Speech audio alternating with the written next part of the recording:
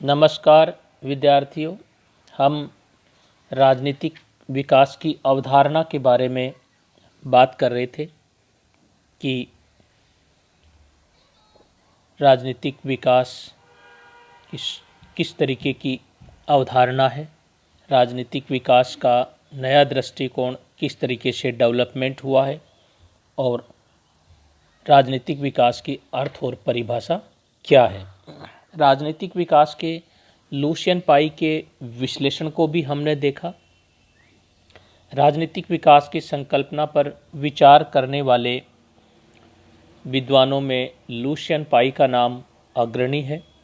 उन्होंने इस विषय पर अपना विस्तृत रूप में विचार किया और ये देखा कि किस तरीके से विभिन्न प्रकार की जो राजनीतिक विकास की जो संकल्पनाएं हैं वो राजनीतिक विकास के सही अर्थ नहीं हैं। राजनीतिक विकास की लुशियन पाई ने अपनी परिभाषाएं दी। लुशियन पाई के अनुसार राजनीतिक विकास का अर्थ करते समय इसके निर्माणक तत्वों को ध्यान में रखना आवश्यक है। उसके अनुसार हम राजनीतिक विकास को 3 स्तरों पर होने वाले विकास के रूप में परिभाषित कर सकते हैं। पहला है संपूर्ण जनसंख्या के संदर्भ में। इस दृष्टि से राजनीतिक विकास का अर्थ है कि राजनीतिक व्यवस्था की जनता की प्रकृति में कोई मौलिक परिवर्तन हुए हैं या नहीं। जनता व्यवस्था से उदासीन है अथवा सहभागी, जनता नौकरशाही पर निर्भर है अथवा प्रशासन में सहभागी आदि। अगर किसी व्यवस्था की जनता में अभिवर्तात्मक व व्यावहारिक परिवर्तन हो जाएं तो इस आधार पर राजनीतिक व्यवस्था को राजनीतिक दृष्टि से विकसित कहा जाएगा। दूसरा आधार है शासकीय और सामान्य व्यवस्थाई निष्पादन के स्तर के संदर्भ में। शासकीय और सामान्य व्यवस्थाई निष्पादन के स्तर पर राजनीतिक विकास का अर्थ राजनीतिक व्यवस्था की उस अभिवृद्ध क्षमता से लिया जाता है जिससे वह सार्वजनिक मामलों को अधिकाधिक और अच्छी तरह से निष्पादित करने लगती है। इस दृष्टि से राजनीतिक व्यवस्था के विकसित होने का पता इस बात से लगाया जाता है कि क्या राजनीतिक व्यवस्था मामलों का उचित प्रबंध कर पाती है, क्या राजनीतिक विवादों को नियंत्रित रख पाती है और क्या जनता की मांगों का उचित निपटारा कर पाती है।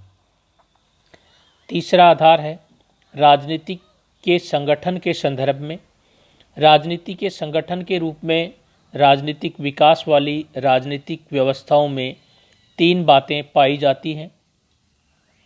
संरचनात्मक विभिन्नीकरण बढ़ जाता है, संरचनाओं में बहुत अधिक प्रकार्यात्मक विशेषीकरण हो जाता है, सहभागी संस्थाओं और संगठनों में अधिकाधिक एकतामयी समन्वय स्थापित हो जाता है। इस प्रकार राजनीतिक व्यवस्था के संगठक के संदर्भ में राजनीतिक विकास संरचनात्मक विभिन्नीकरण और कार्यात्मक विशेषीकरण का संकेत है। लुशियन पाई ने राजनीतिक विकास से संबंधित इन 3 लक्षणों को समानता, क्षमता और विभेदीकरण कहा है। वह उन्हीं राजनीतिक व्यवस्थाओं को राजनीतिक विकास के मार्ग पर अग्रसर मानता है जिसमें जनता में समानता का सिद्धांत लागू हो। राजनीतिक व्यवस्था और सरकार आने वाली मांगों, विवादों और राजनीतिक मामलों का निष्पादन करने में समर्थ हों और इनसे संबंधित अलग अलग और विशेषीकृत होते हुए भी समन्वय और सामंजस्य रखती हो। पहला है समानता। समानता का अर्थ नागरिकों का सार्वजनिक तथा सामूहिक स्तर पर व्यवस्था में भाग लेना है जिससे कि नागरिकों में सक्रियता आ सके।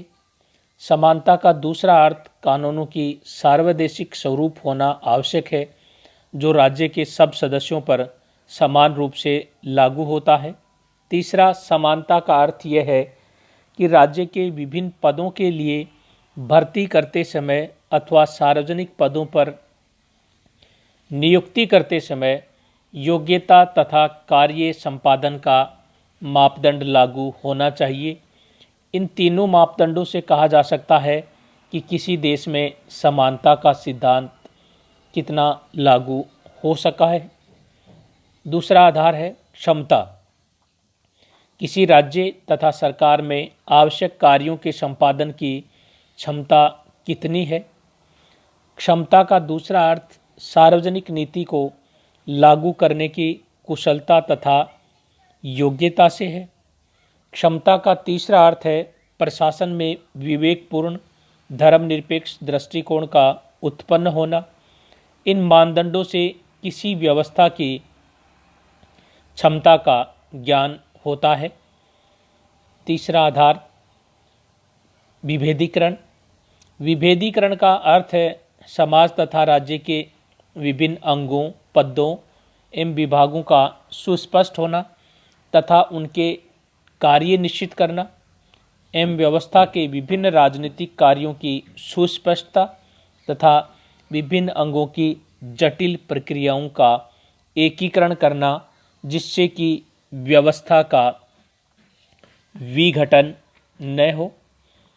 लुसियन पाई के शब्दों में राजनीतिक विकास संस्कृति का विसरण और जीवन के पुराने प्रतिमानों के नई मांगों के अनुकूल बनाने, उन्हें साथ मिलाने या उनके साथ सामंजस्य बैठाना है। राजनीतिक विकास की विशेषताओं की हम बात करें तो राजनीतिक विकास की विशेषताएं आमंड और पावेल के अनुसार राजनीतिक विकास राजनीतिक संरचनाओं का अभिवृद्ध विभिन्नीकरण और विशेषीकरण तथा राजनीतिक संस्कृति का बढ़ा हुआ लौकिकीकरण है। आमंड और पावेल ने राजनीतिक विकास की 3 विशेषताओं को प्रमुख माना है: भूमिका विभिन्नीकरण, उपव्यवस्था स्वायत्तता और लौकिकीकरण। आमंड और पावेल मानते हैं कि संरचनाओं का विभिन्नीकरण इतना महत्वपूर्ण नहीं है जितना कि भूमिका का विभिन्नीकरण। आमंड और पावेल ने पाई से एक कदम आगे जाकर राजनीतिक विकास के लिए संरचनात्मक विभिन्नीकरण आवश्यक मानते हैं, जो यथार्थ में भूमिकाओं का विभिन्नीकरण भी है। उदाहरण के लिए किसी राजनीतिक व्यवस्था में कार्यपालिका की ही भूमिका का निष्पादन करे और व्यवस्थापिका या न्यायपालिका की भूमिका का निष्पादन नहीं करे तो इसे भूमिका विभिन्नीकरण माना जाएगा।